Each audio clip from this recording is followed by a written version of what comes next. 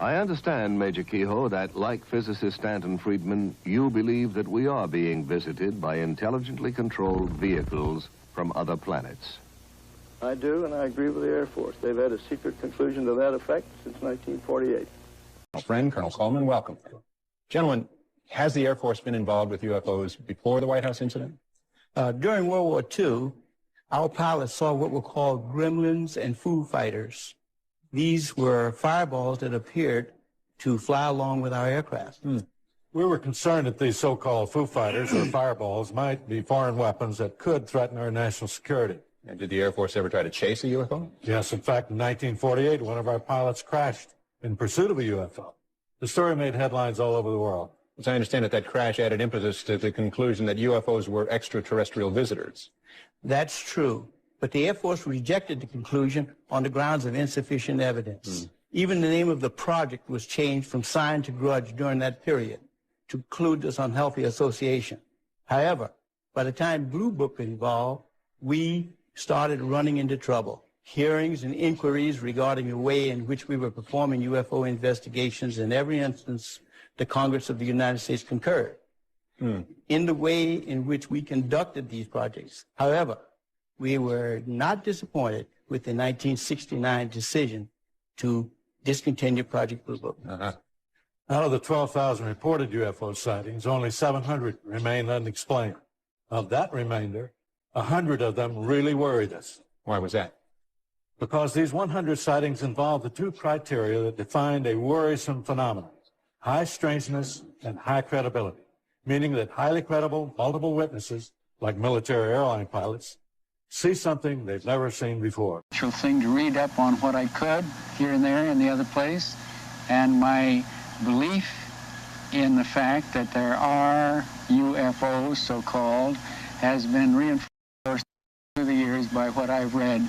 A great incentive to believe, which occurred in 1950. So that's about the size of it. Well, you know, it really seems like these UFOs move in very strange patterns. They're able to hover, almost standing still, and then zoom off. It seems as if they must be utilizing some other form of energy that perhaps we don't know about. Now, in terms of our present, aerodynamic technology, do you feel that we're utilizing all that we can? The aircraft are thoroughly modern and up-to-date based on our present knowledge. But there is absolutely no question in the world but what there is not only a source of power of which we're not acquainted, but there is also a source of propulsion which we're not acquainted, because the UFOs seem to have unlimited power, which perhaps we might obtain if we develop fusion. Fusion power is more or less goes on forever. Fission that we're using now utilizes the elements to a certain extent, but fusion recreates the material that's used. And perhaps a small fusion power plant would give you the power necessary. But the propulsion of these UFOs is unique. Their ability to hover, their ability to accelerate very rapidly, their ability to move at very high speeds, very much higher than anything that we have achieved even with our supersonic aircraft. All of these things, and particularly interestingly without sonic booms and the things that we don't like about our supersonic aircraft, all of these things indicate a type of propulsion which is unique, different than anything we know anything about, and which would be of tremendous value if we could develop it and use it. And that's the reason I feel, with a number of others who have studied it, that it is a subject which deserves the highest type of scientific study and at an early date. The advantages to be gained are perfectly... As we have indicated, UFOs can create a tremendous spatial energy flow. One of the most startling examples of that occurred several years ago on Vashon Island, which is located in the Pacific Northwest in Puget Sound, not far from Seattle, Washington. It was near the tiny town of Vashon that several UFO sightings had taken place in the late 1960s. So the fact that local residents had seen such phenomena was not startling. But the fact surrounding one of the incidents was unusual, to say the least. So it was out in that area? On the night of the 19th of February, 1968, Detective Lieutenant Terry Ullman was dispatched to an old gravel pit area west of town. Some young people had seen a UFO, and the King County Sheriff's Office was sent to investigate. The temperature was 50 degrees. Ullman tells of what he saw. Well, there was a lot of ice. It really had no reason to actually be there. It wasn't that cold out.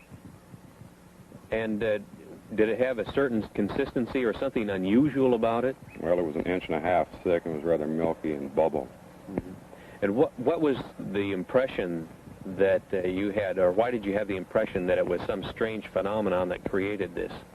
Well, I can't be sure about that, except it was entirely too warm out to have ice like that. One of the other officers had responded to a UFO call at that same location the night before. The UFO energy flow had apparently left a solid sheet of ice as it supercooled the area below the UFO as it took off. At the freezing temperature of 32 degrees, it would take some 113 hours to freeze the pond 50 feet in diameter with a sheet of ice 2 inches thick, and the weather had not been that cold. Robert Dean has a list of credentials a mile long. He served 4 years from 1963 to 1967 at Supreme Headquarters Allied Powers, Europe, the military arm of NATO. He was an intelligence analyst with a cosmic top-secret clearance. Well, Don, it began for me in 1963 when I was assigned to the Supreme Headquarters Allied Powers in Europe. I arrived in the summer of '63 and I was assigned to the Operations Division. I was further assigned to what we call SHOC, the War Room, the Supreme Headquarters Operations Center. And at that time I was given a cosmic top-secret clearance, which was and still is the highest level of security access that NATO has. When I was assigned to the War Room, I learned that a study had been initiated in 1961, and everybody was talking about it. They were gossiping about it. And the subject was UFOs, and that intrigued me a bit. When that study was concluded in 1964 and it was published, and I was still working in the War Room at that time, I had access to this document. I had a chance to read it. And having been exposed to it, I must tell you honestly that my life has never ever quite been the same. Because I read first-hand reports, verifiable NATO military material that indicated that the UFOs were not only real, but they represented something far beyond anything I had ever imagined before. When the study was concluded in '64, they concluded that there were 4 different groups apparently coming and visiting us. Out of those 4 different groups, there have been ET visitation, there have been crashed craft, there have been material and bodies recovered, and there is some group of people somewhere that may or may not be associated with government at this point, but certainly were at one time, that have this knowledge and have been attempting to conceal this knowledge or not. Curry, and there are aliens.